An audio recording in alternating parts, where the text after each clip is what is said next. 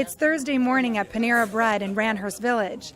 This Thursday and every Thursday approaching 20 years, Lee Jensen, Fred Meyer, and John Volpe get together with friends for coffee and conversation. They are a close group joined by a mutual history and a shared service to our nation. But this Thursday isn't just any Thursday for these three men. They have just returned the previous evening from a one-of-a-kind day-long journey to Washington, D.C., thanks to Honor Flight Chicago, a not-for-profit organization providing all-expense-paid trips for America's senior military veterans to our nation's capital. Thank you and welcome back from your Honor Flight. What are you feeling right now? Do you feel that part of your flight actually brought the memory of those servicemen and possibly servicewomen with you? Those that did not make it back?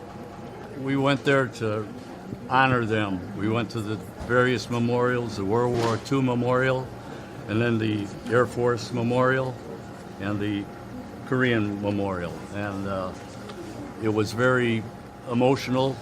I mean, a lot of guys put their life on the line, and a lot of guys didn't come back.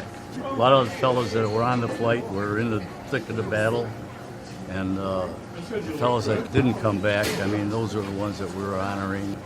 A lot of people forgot that we were there at that time in our lives.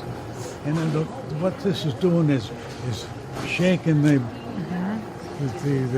chair and bringing those people out and said, yeah, you know, that really must have been something.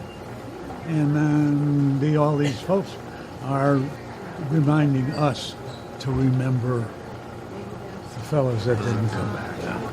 And so I was in the service during the Korean War, but I didn't go to Korea. I went to Alaska. Vicariously, I lived with the people that were in the active duty and were serving in the war zones. And we hope to represent them, not to take their place. It's a very proud time for us, but also a memorial of our friends that didn't come back.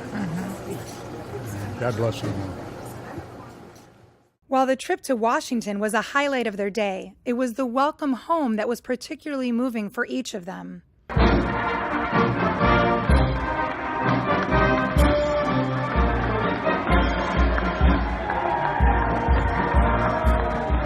Over 1,000 people were waiting at Midway Airport to greet the returning heroes home.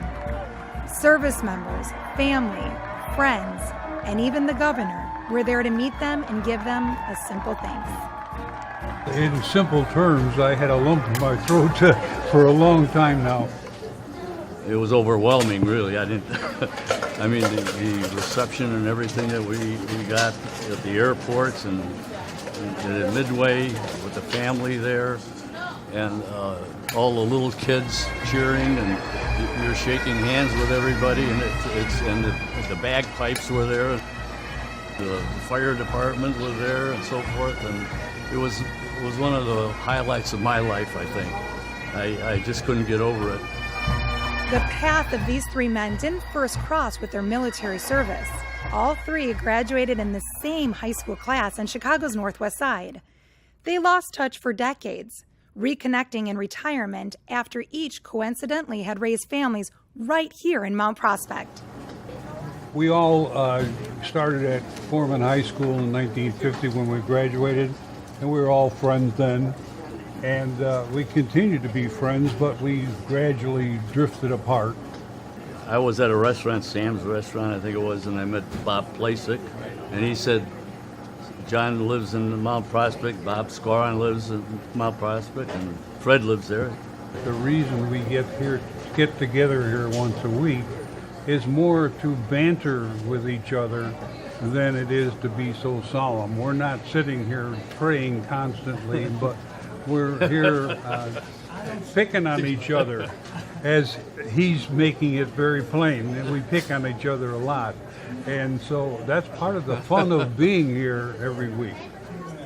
You said he runs fast. Lee Jensen, Fred Meyer, and John Volpe now have a new story to share over coffee and a new bond, bringing them even closer.